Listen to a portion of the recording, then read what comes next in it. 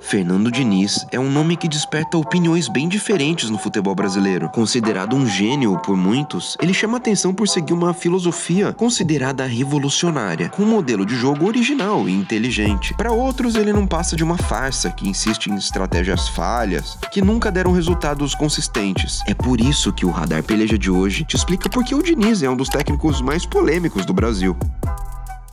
Em 2016, o Audax fez uma campanha histórica e surpreendente no Campeonato Paulista, conquistando o vice-campeonato, depois de derrotar o Corinthians na semi e perder a final para o Santos. O clube do interior paulista teve repercussão nacional pelo estilo de jogo dinâmico e inteligente, com muita qualidade na troca de passes que começava desde a saída de bola. Por trás desse futebol bonito e da proposta diferente, estava o trabalho do Fernando Diniz, um técnico que chegou no clube em 2012 e foi responsável por levar o Audax para a primeira divisão do Paulistão. E foi no Audax que ele conseguiu deixar claro um ponto importante da sua filosofia: a valorização das boas relações entre os jogadores do time. A preocupação com isso, segundo ele, veio das experiências e frustrações que ele teve durante a carreira como jogador profissional. Numa entrevista para o UOL, o Diniz contou que sofria muito na época de jogador porque o ambiente do futebol sempre tratava os jogadores como máquinas e a falta de compreensão do lado humano deles gerava muita angústia. O futebol não é um meio que favorece a humanização das pessoas. O jogador não é uma máquina feita só para ganhar títulos e ganhar jogos e dinheiro. Na minha função como técnico, o que eu mais gosto é poder promover um bem-estar para as pessoas que trabalham comigo. As pessoas são o coração do futebol.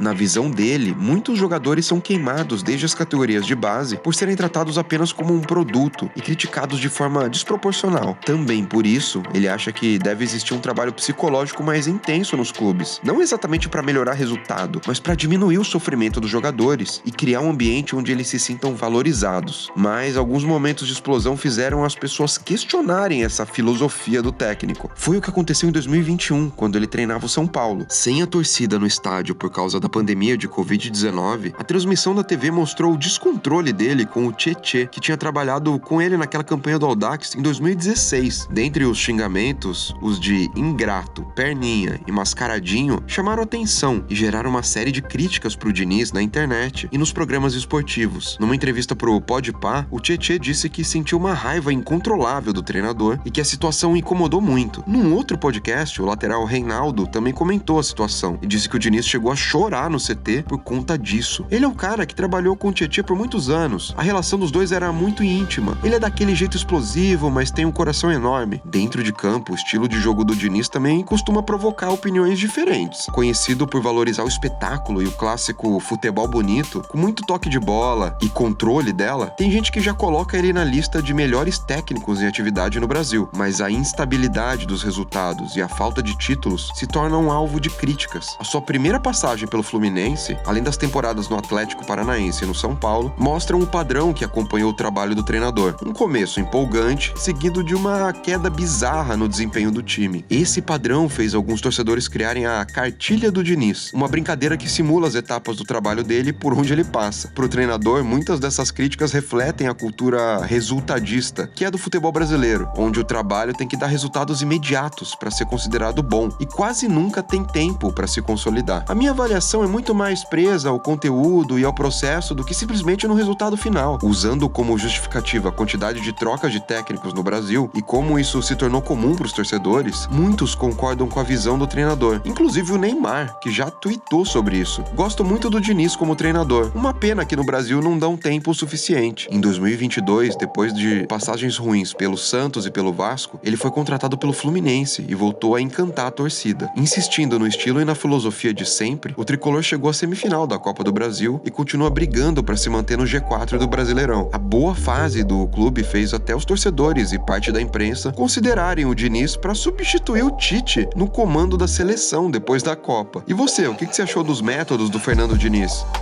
Comenta aí embaixo, deixa o seu like, se inscreva no Peleja e até o próximo Radar.